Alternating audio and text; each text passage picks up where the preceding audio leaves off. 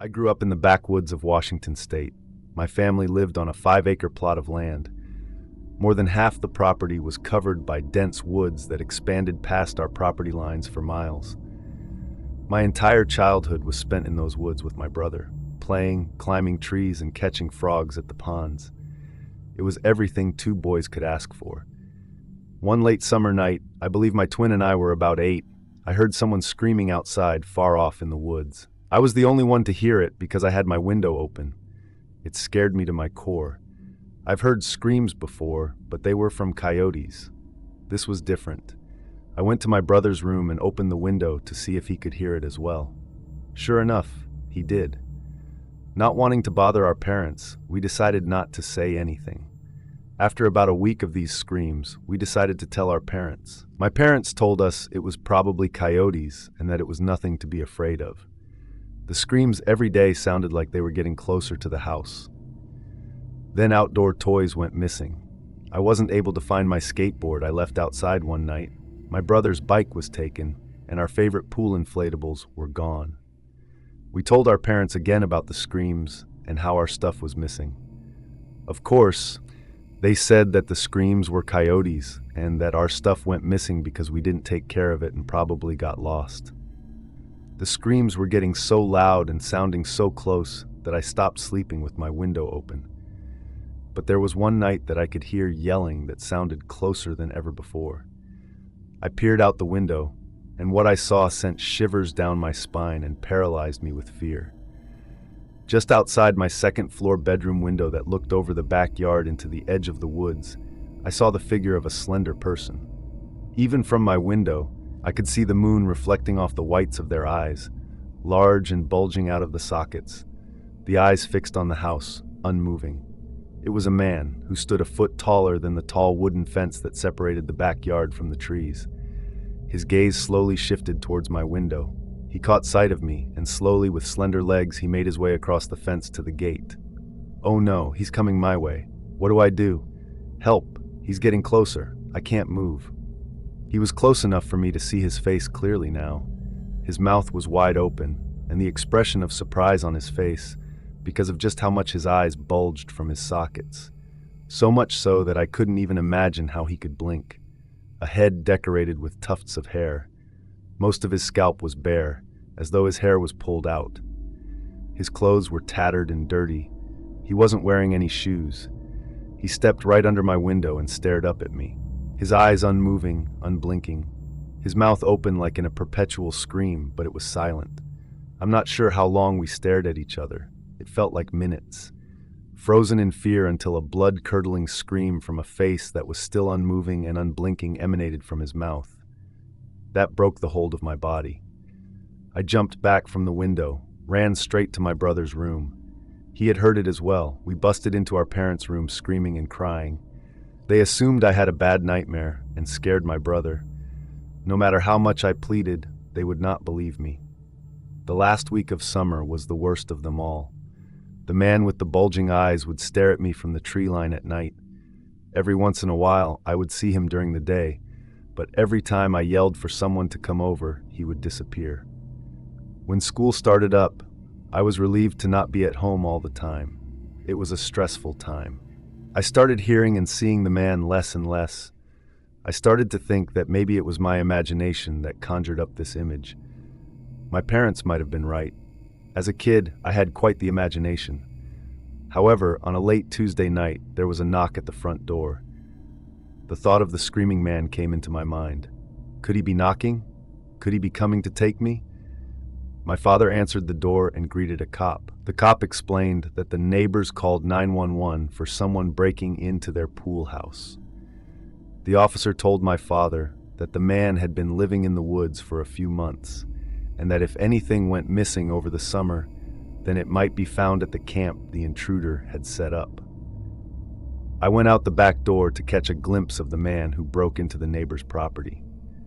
Putting my face up near the car window to peer into the dark cop car, a face slowly inched closer to the other side of the glass. Eyes bright white and bulging, mouth ajar, and tufts of hair became visible. It was the screaming man from the summer.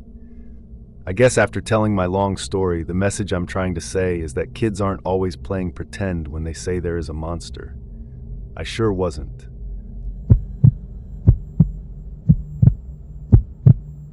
I'm a girl, and I live in a pretty big old house with 5 Navy guys.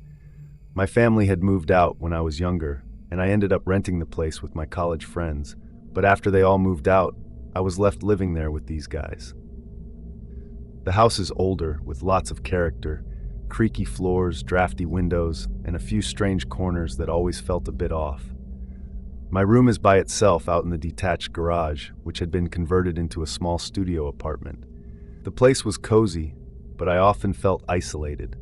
The guys were all great, but they had their own busy lives, and the house was always quiet during the week. I had always been a deep sleeper, so when the noise started one night, I didn't think much of it at first. I remember I had been reading a book before falling asleep, and I was just starting to drift off when I heard this strange rattling noise. It sounded distant at first, almost like it was part of my dream. I assumed it was just the house settling, but as the sound grew louder, I began to feel uneasy. The rattling was coming from my door, about 3 feet away from the end of my bed. It almost sounded like someone was trying to break it down, violent rattling, like someone was either pounding on it or trying to open it with all their might.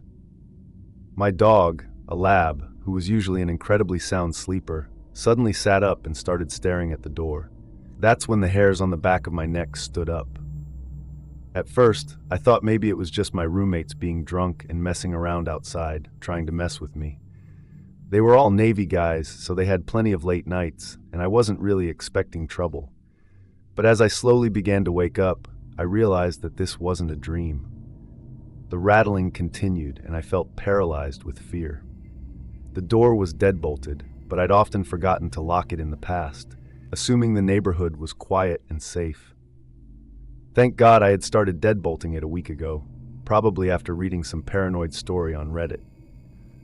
I tried to think rationally, but all I could do was lay there in silence, my heart pounding in my chest.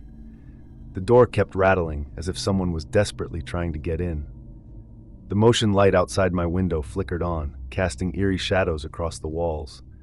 All my blinds were drawn tight, and the only source of light came from the small window in my closet. The rattling continued, and I clutched the only thing I could use as a weapon, my metal flashlight. I was frozen in fear, curled up in a fetal position with the blanket over my head, hoping I would somehow survive. It felt like hours, though it was only a few minutes. Then, all at once, the rattling stopped. The silence was deafening. I held my breath, wondering if it was some trick. I cautiously moved, sliding out of bed and crawling toward the closet. The bench inside was high enough for me to peek over the top, so I climbed up and stuck my head above it to see if I could catch a glimpse of what was happening outside. The motion light outside flickered off, and I realized I had missed whatever had been going on. I rushed back to my bed, trying to regain some sort of logical thought. My roommates often had people over after going out downtown, and it was now 2:30 in the morning, about the time they would typically get home from bars closing. Maybe someone had been drunk and just messing around. My mind tried to calm me, but the fear hadn't subsided. I quickly texted all my roommates, trying to sound casual and not make a big deal out of it. "Hey guys, are you up? Do you have people over? Someone was just outside my door trying to get in. I assume someone must be drunk or something. Ha, kinda creepy." Less than 2 minutes after sending the text, I heard the back door to the main house swing open. Then came the sound of whistling and banging, followed by my roommates running around the backyard with baseball bats. Thankfully, one of them had heard something, woken up, and gotten another guy up to investigate. I immediately opened the door, grabbed my dog, and ran inside the main house. My heart was still racing, and I couldn't shake the feeling that something wasn't right. My roommate spent the next couple of hours patrolling the house and watching out the windows, but we never saw anyone. They did find a pack of cigarettes lying in the backyard and a bag of food, likely from a fast food restaurant. At first, I thought maybe it was just someone trying to rob us. With 6 cars parked in the driveway, they might have assumed that no one was in the garage, so they went for it. The odd part was that they didn't make any move to get into the main house, which would have been the logical choice if they were trying to steal something. We were all pretty relieved that nothing worse happened, but I still couldn't shake the fear that someone had been out there, lurking, watching. For all I knew, I was the last one left, and they were coming for me next. The next few hours felt like they dragged on forever. I couldn't go back to sleep that night, and I stayed up with my roommates, nervously waiting for something else to happen. The whole situation felt surreal, and the creeping fear lingered for weeks. It took me about 3 weeks before I was able to sleep in my room again, and even then, I kept the door locked and a flashlight within arm's reach, just in case. While I knew it was likely just a random attempt at robbery, that night was one of the scariest experiences of my life. And every time I heard the sound of rattling, my heart still raced, even though I knew better than to assume it was anything more than the house settling. But after that night, I was never quite as comfortable being alone in that big old house again.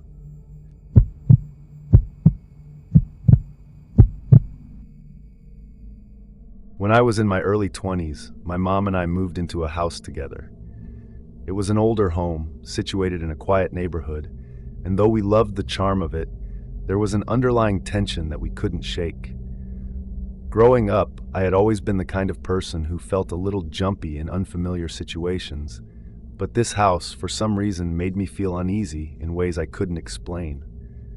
We just moved there after I'd gone through a rough patch in my life. I was trying to get on my feet after some personal setbacks, and living with my mom seemed like the right step before I figured out what to do next. However, things took a strange turn pretty quickly after we settled in. The first night we stayed in the house, we discovered we had a stalker.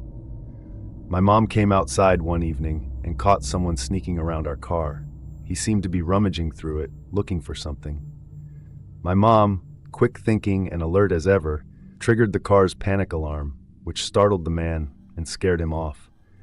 When we checked the car, we found my backpack had been emptied onto the floorboard, but, strangely, my paycheck, money I had just cashed, was still left in the envelope, untouched. The police were called, and they found a partial palm print on the car, but they didn't have any matches in their system. The officers thought the person might have been looking for something specific, but couldn't figure out exactly what it was. I had no idea what they could have been after.